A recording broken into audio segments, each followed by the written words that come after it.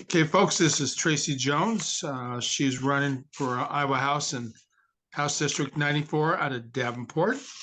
And we made contact earlier last month. And so we're going to do the interview now. And Tracy, we're going to give you about 5 or 6 minutes. I'll stop you after 6. And then we'll ask 2 or 3 questions. And maybe just give you a minute or 2 at the end to kind of wrap it up. Okay. See anything that maybe you missed at the beginning or add anything new. So, Tracy, the floor is yours for the next 6 minutes. All right. Well, my name's Tracy Jones, and I'm running for Iowa House District 94 against Mike Bondren. Phyllis Thiede previously held the seat that I'm running for, and then Mike Bondren took her out in the last election, so he's just on his first term. I personally don't feel like he's representing my interests here in Iowa. I don't think he's representing me, and I have a feeling other people might feel the same way. So I'm pretty upset with just he's very in step with what the governor's doing, and I'm upset with those votes on a lot of different fronts. Start with last year when he voted in favor of the school vouchers, which I am all for religion. It's not my personal preference. I'm not religious, but I support anybody who is religious, but I don't feel like my tax dollars should be going to fund it. And just very upset with the way that the direction the state's going. I'm a 3rd generation union member. My dad was a second generation UAW member here in the Quad Cities. He worked at Farmall, which a lot of people might know it as International Harvester, and where his father had worked. He retired from there. And so we were raised just with very blue collar, upper middle. I mean, I would say solid middle class family. And my dad was pretty cheap. So my brother's also cheap. So yeah, that kind of runs in the family with the men in my family. But anyway, we had a nice upbringing.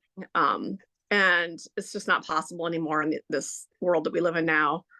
I was a young stay-at-home mom who started working in our local county government when I was 30, when my kids were 8 and 10, and became involved in my union because I saw things I just didn't like. And I knew my brother was very large into the union. He is an ASU member, and I was also an ASU member. He worked for the state of Illinois. So after I'd been there a few years, I'd call him complaining about different things. You know, this is back when you use landlines all the time. So I'd call him a few times a day and be like, hey, I don't like this. I don't like that. And so he kind of encouraged me to become active in my union. So I was. And so I've been a union steward, vice president. And then later on, I became the political chair for our area in Illinois because I work right across the bridge in Illinois over for Rock Island County, which is right across from Davenport. So helped a lot of people get elected over on the Illinois side, including my brother 2 years ago. So it's been a great experience. So working and getting elected over in Iowa is a new experience for me because I'm just not used to Iowa politics.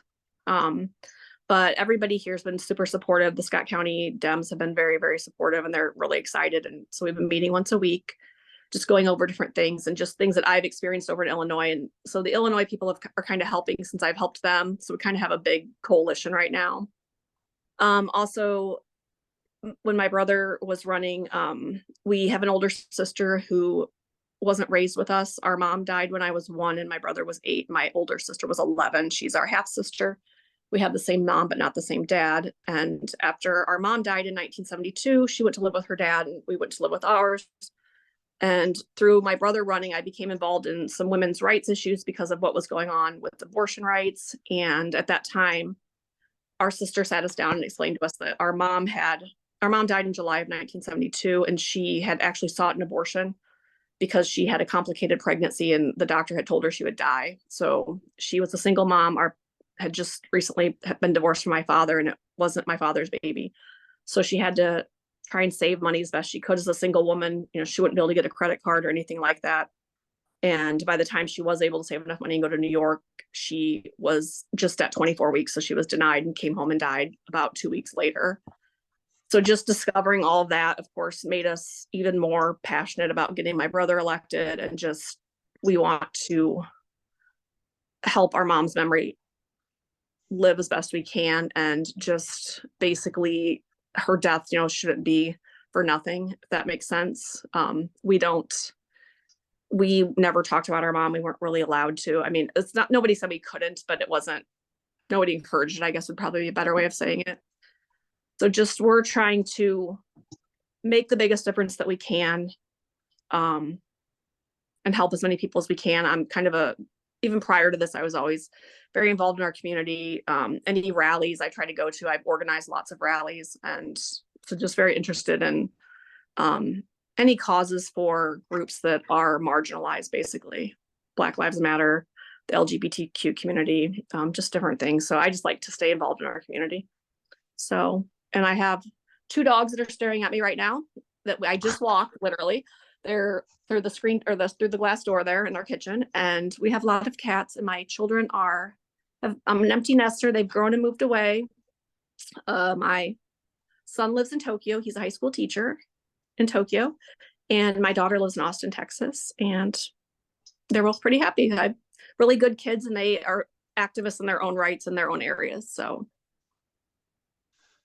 Well, that's really nice. I can identify a lot with you because I was born in Illinois, actually in Peoria, and spent the first couple years of my life there until my dad passed away when I was younger, and he was a UAW. Worked at the plant there, not the massive, I forget the name, Caterpillar plant. Oh yeah, and, I'm familiar with that plant. My brother worked there. Yeah. I'm not sure if it's there anymore, actually, but that was back in the early 60s. Yeah. So, and also my son, actually 2 sons have actually been to Japan. Actually, one's going back to Japan here in May, and this be his second visit. He went last year. He actually wants to live there too, and so he's actually starting to pick up Japanese pretty well. So I better be quiet. It's not about me; it's about you. so okay, let's go to the questions. We got 2 or 3 questions. The first one on education. And it's question number 7 under education. What changes, if any, should be made in the AEA services and funding?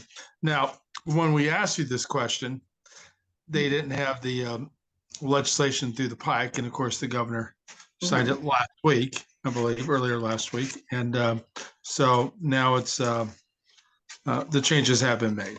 And unfortunately, and again, so in your viewpoint, I mean, looking back, maybe just earlier last month, I mean, what changes do you think should be made now, maybe in the future, near future, when there is maybe control one or both houses by Democrats? I mean, what changes would you make in the AEA? I mean, would you have left it just the way it was just a month ago, or would you make some positive changes in the future if there is a AEA? According to the local news here, is I believe there's over 350 AEA employees around the state that actually either quit now or will be resigning at the end of the year. So yeah, I have a really good friend of mine. She's a local activist like I am, so we kind of met through our different work. She is opposite of me. She lives on the Illinois side, but she works over here in Iowa, and she is an AEA speech pathologist. And so we talked about this pretty extensively. And while personally what I would have liked to have seen done, and what I'd like to see done now, is to be put back the way it was, and let's see if there are changes that need to be made at the local levels. Let's do that. But what's going on now is not it just appears to me that Governor Reynolds wants to put the whole entire state into like the hands of like 4 people who don't even live in the state probably, and they're going to make all the decisions for everybody. And local school boards and local schools should have that control. And my friend herself didn't really experience any issues. She was she traveled around to a lot of rural communities and still does. She did not resign, but she said that while she did see some issues, she didn't think it was anything that couldn't have been worked out. And I'm with the Big Brothers Big Sisters program. I have a little sister. She's the middle child. She has an older sister who's a year older and a younger brother, and they're both on the autism spectrum, and they get a lot of services, and they're very low income. And I'm very concerned about what's going to happen with them. My little sister's she's just turned 12 years old, and she feels very responsible for her siblings. And so I worry about what these cuts do to just her life in particular, because I know her and I know how I want her siblings to do well, so she doesn't have to feel so responsible for them, if that makes sense. I'm very concerned about what's going on, and I would want it changed back to the way it was if I had a magic wand, and then let's go through and see what we could do to improve it, not completely change it with there was no plan, near as I could tell. Well, thank you. Okay, we'll go to the second question, and this will be under environment. And it'd be the first question under the environment. What can Iowa do to harness the potential of the green economy to bring high-paying jobs to Iowa? And you did list a number of things in the paragraph below it. You wrote, keep working towards renewable energy resources, protecting our ecosystem, water conservation, and prevention of pollution of our public lands and rivers, etc. We need to continue to educate communities on the benefits for themselves and future generations. And I guess what we're looking at, I mean, do you get any specific examples that you're looking at to grow the green economy? So my husband's family, they actually own,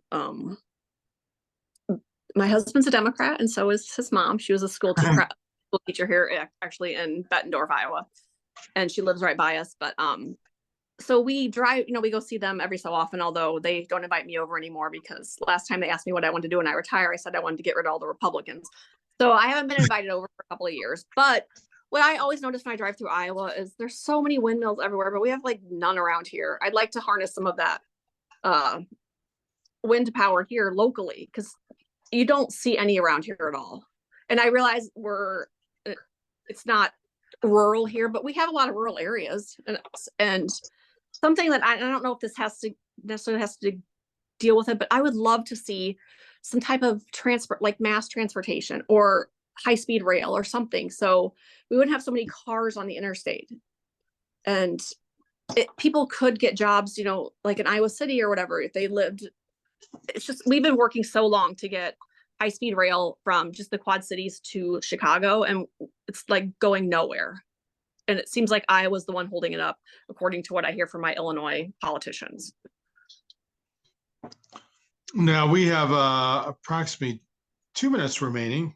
So I'm gonna, instead of going to another question, because that might take longer than 2 minutes, let's just kind of go back to you.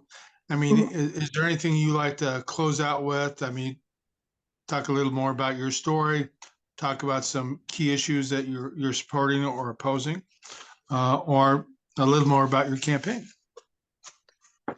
Probably my key issues are workers' rights, public education as far as the voucher system, which is horrible, and women's issues, because we can't let politicians control our basic healthcare needs, which abortion is healthcare needs, but it's not even just about abortion. It's about, birth control. It's about just the basic dignity that people get from being able to keep their private medical records to themselves. So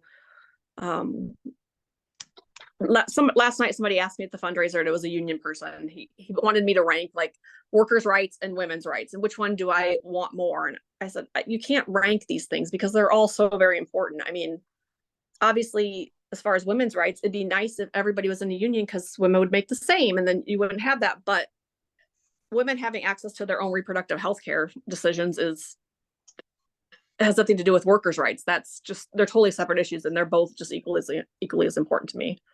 But as far as public education,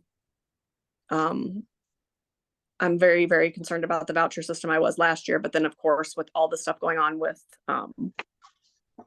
the 6-week ban and stuff, it just kind of got thrown on the back burner. But those are probably the 3 things I care about most.